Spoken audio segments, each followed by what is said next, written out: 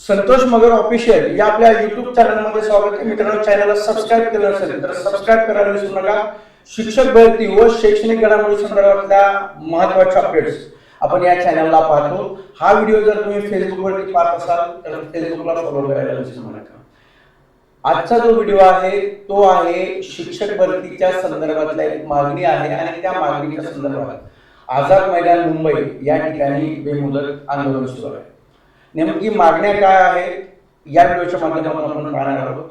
मित्रांनो, 2019 मध्ये शिक्षक भरती झाली, 2024 मध्ये शिक्षक भरती झाली, पण यामध्ये अपात्र, गैरहजर आणि माजी सैनिकांच्या ज्या जागा आहेत त्या जागा भरल्या गेल्या नाही. आणि त्यामुळं मागच्या भरतीमध्ये सुद्धा आपण बघितलं की ह्या जागा अशाच त्या ठिकाणी गेल्या. 10% पदकपात जी झालेली होती ती 10% पदकपात त्या मागच्या भरतीमध्ये आली नाही. आणि या विरोधामध्ये काही आपल्या भावी शिक्षकांनी खंडपीठामध्ये, संभाजीनगर खंडपीठामध्ये पिटिशन दाखल केली होती आणि त्यामध्ये कोर्टाने निर्णय दिला. बरं, निर्णय आल्यानंतर 26 मेला शालेय शिक्षण विभागाने एक पत्र काढलं आणि त्या पत्रामध्ये सांगितलं की जे 10% पदकपात आहे ती 10% पदकपात भरता येणार नाही. त्यामुळं 26 मेच्या पत्रान्वये जे म्हणजे पदकपात झालेली होती ती पदकपात त्या ठिकाणी आता भरणार नाही. तर मागची जी भरती होती 10% पदकपात झालेली ती त्या ठिकाणी रद्द केलेली आहे आणि त्या जागा या पुढील भरतीमध्ये त्या ठिकाणी आणणार असल्याची माहिती त्या पत्रामध्ये त्या ठिकाणी आपल्याला दिसते. आता आझाद मैदानामध्ये जे आंदोलन सुरू आहे बघा, मागणी काय आहे की 26 मेचे परिपत्रक रद्द करा. आझाद मैदानामध्ये बेमुदत त्या ठिकाणी आंदोलन सुरू आहे. आता याच्यामधली जर मागणी आपण बघितली तर मागणी काय आहे, माजी सैनिकाच्या रूपांतरित राऊंड, रिक्त, अपात्र आणि गैरहजर उमेदवारांचे राऊंड तात्काळ त्या ठिकाणी लावण्यात यावेत आणि राऊंड तात्काळ लावून पात्र उमेदवारांना त्या ठिकाणी न्याय द्यावा. 26 मेचे परिपत्रक रद्द करा आणि 10% कपात केलेल्या जागा आहेत त्या जागा घ्या. जागा 2022च्या भरतीमधून भराव्या. रिक्त जागा लपवू नका, पात्रांना न्याय द्या. आता 26 मे 2026 परिपत्रक रद्द करा, रिक्त, अपात्र आणि गैरहजर उमेदवारांचे राऊंड तात्काळ घेऊन पात्र उमेदवारांना न्याय द्या. 10% कपात केलेल्या ह्या जागा 2022च्या भरतीमध्ये शिल्लक जागा पुढील भरतीच न ठेवता याच भरती प्रक्रियेत मुंबई उच्च न्यायालयाच्या सर्व निर्णयांची तात्काळ अंमलबजावणी करावी आणि मनमानी थांबवावं, असं या ठिकाणी ही मागणी आपल्याला एकंदरीत दिसते. कारण मुंबई उच्च न्यायालयामध्ये ही पिटिशन दाखल होती. त्यांचं म्हणणं आहे की 10% पदकपात केलेली आहे, अपात्र, गैरहजर आणि माजी सैनिकांच्या जागा या जागा तात्काळ या भरतीमध्ये देण्यात याव्यात. मित्रांनो, बघा की 10% पदकपात जी झालेली आहे, खरं तर ही पदकपात ज्या भरतीमध्ये झाली त्या भरतीमध्ये मिळणं गरजेचं होतं. कारण अनेक उमेदवार हे 1-1 मार्काने, 2 मार्काने त्या ठिकाणी राहिलेले आहेत. अनेक वर्षापासून हे उमेदवार तयारी करत आहे. काही जण 17च्या भरतीमध्ये होते, थोड्या मार्काने राहिले, आता सुद्धा थोड्या मार्काने राहिले. हा मला वाटतं कुठेतरी अन्याय आहे आणि यासाठी ज्या भरतीमधल्या जागा आहेत त्या भरतीमध्ये देणं गरजेचं आहे. जर पुढच्याही भरतीमध्ये असं जर केलं त्या पुढच्या भरतीमध्ये पुन्हा कपात करतील. त्यामुळं शासनाने जे SOP ठरवत असताना अशा काही बऱ्याच गोष्टी आहेत ज्या गोष्टीमुळे प्रत्येक भरतीमध्ये ह्या पदकपात केल्या जातात आणि त्या जागा तशाच रिक्त ठेवल्या जातात. आता लक्षात घ्या की 80% पदभरती करणार असं राज्य सरकारने त्या ठिकाणी नमूद केलं आहे. म्हणजे 20% त्या ठिकाणी भरणार नाही, परंतु 80%मध्ये परत अशा अपात्र असतील, गैरहजर असतील, रुजू न झालेले असतील, माजी सैनिक जागा असतील, अशा जागा ह्या त्या ठिकाणी रिक्त राहतात. त्यानंतर माजी सैनिकाच्या जवळपास 15% आरक्षण आहे. त्या आरक्षणातल्या फक्त जर समजा 100 जागा असतील, 100 जागा असतील तर त्या 100 जागेमधल्या फक्त 10 खूप झाल्या, 10 ते 15 जागा या खूप झाल्या, एवढ्याच जागा भरतात आणि जवळपास या 85 ते 90 जागा ह्या रिक्त राहतात आणि 15% आरक्षण आहे. मग 80% जे पदभरती तुम्ही करत असता त्यामधल्या 10% जागा ह्या अशाच जाणार. म्हणजे जवळपास 70% जागा ह्या भरल्या जातात. बरं, 70% जागामध्ये अनेक जागा अशा आहेत की ज्या ठिकाणी उमेदवार मिळत नाही. त्या ठिकाणी आपण मागच्या वेळेस पण झालेले की अपात्र, गैरहजर, अंशकालीन या अशा जागा परत रिक्त राहतात. म्हणजे प्रत्यक्ष जर आपण भरती बघितलं तर 100% 80% भरती होणारच नाही.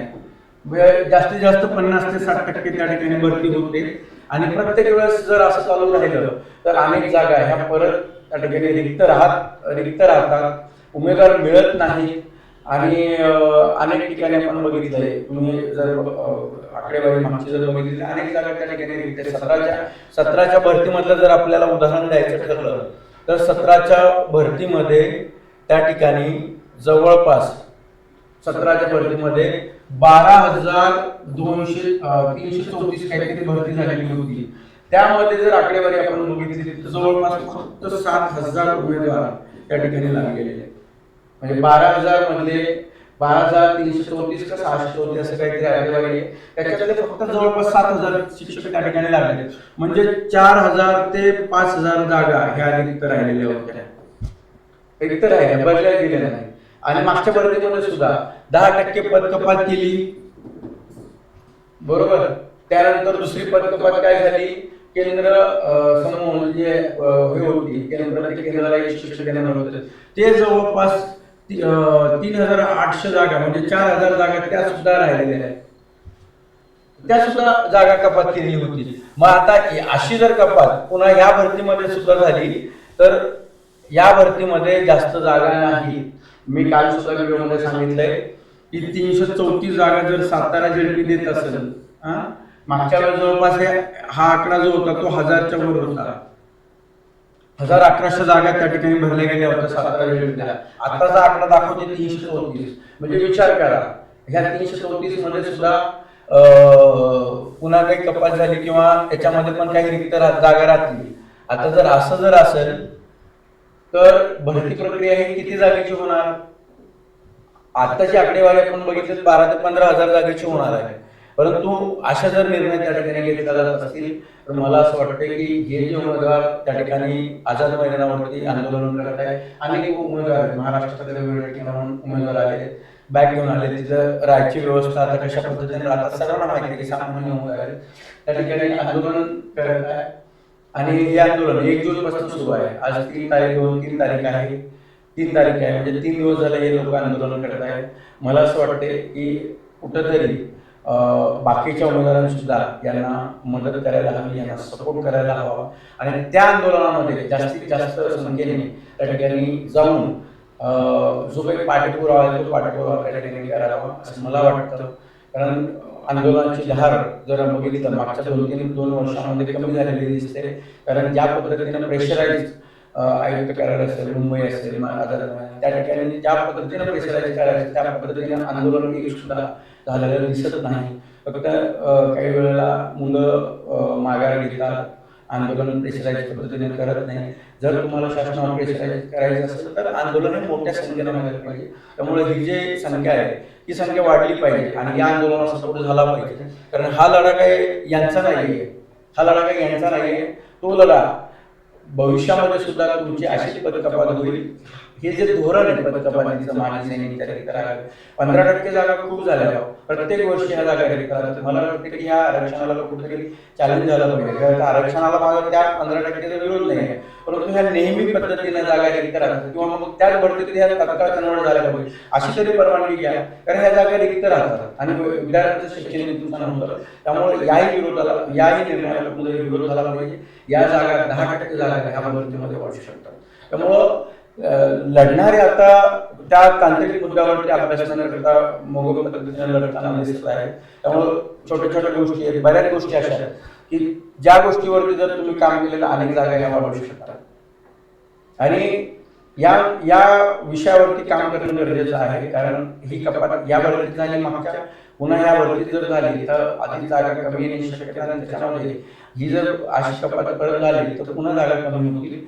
त्यामुळं या निर्णयाला फक्त तेच उमेदवार म्हणजे 22-24 उमेदवार या ठिकाणी आंदोलन करताय त्यांनीच करावं असं नाही, तर 24 आताच्या उमेदवारांनी सुद्धा या मागणीला पाठिंबा त्या ठिकाणी द्यावं. आणि सोशल मीडियावरती मला असं वाटतं की कुठेतरी हे आंदोलन थोडंसं लोकांपर्यंत गेलं पाहिजे. त्या मीडियापर्यंत गेलं पाहिजे आणि सरकारपर्यंत गेलं पाहिजे. त्यामुळं होईल तेवढं या आंदोलनाला सपोर्ट करा. संघटनेच्या माध्यमातून माझाही त्या ठिकाणी सपोर्ट आहे आणि काही मार्गदर्शन त्यांना लागलं तर मी निश्चितपणे फोनद्वारे त्यांना करतोच आहे. त्यामुळं हे जे आंदोलन आहे हे आंदोलन त्यांना न्याय मिळाला पाहिजे. या 10% जागा या बजेटमध्ये त्या ठिकाणी मागच्या बजेटला कव्हर झालेल्या त्या परत 24च्या बजेटमधल्या 10% जागा भरण्यात यायला हव्या आणि त्या भरल्या पाहिजे असं माझं मत आहे. त्यामुळं हा व्हिडिओ मी जो आव्हान केलेला आहे हा व्हिडिओ जास्तीत जास्त आपल्या बांधवापर्यंत पोहोचायला विसरू नका, कारण अतिशय महत्त्वाचे व्हिडिओ तुम्हाला मी देतो. कारण डेली अनेक जण छोटे छोटे काहीतरी विषय असतात मोठे करून सांगतात, परंतु आपल्या चॅनलवरती फक्त ऑथेंटिक आणि महत्त्वाचे व्हिडिओज तुम्हाला पाहायला मिळतील. आणि एक महत्त्वाचं अजून आहे की मार्गदर्शन जे गायडन्स लागणार आहे भरतीमध्ये प्रेफरन्स कसे द्यायचे काय द्यायचे ते सुद्धा आपल्याला यूट्यूबच्या माध्यमातून तुम्हाला मोफतमध्ये दिलेलं आहे. सर्व माहिती तुम्हाला यूट्यूबच्या चॅनलच्या माध्यमातून दिलेलं आहे. कॉलद्वारे तुमचे प्रश्न असतील ते सोडवले जातील, त्या ठिकाणी यूट्यूबच्या माध्यमातून सोडवले जातील. प्रत्यक्ष त्या ठिकाणी डॉक्युमेंटसाठी जर अडचणी असेल त्या ठिकाणी तुम्हाला प्रत्यक्ष मदत केली जाईल. हे सर्व आपल्या चॅनलच्या माध्यमातून एकही रुपयाने न घेता मोफतमध्ये त्या ठिकाणी आपण देणार आहोत. त्यामुळं या चॅनलला जास्तीत जास्त आपल्या नवीन बांधवापर्यंत पोहोचायला विसरू नका. पुन्हा वेगवेगळ्या नवीन व्हिडिओ घेऊन तोपर्यंत सर्वांची रजा देतो. थँक्यू.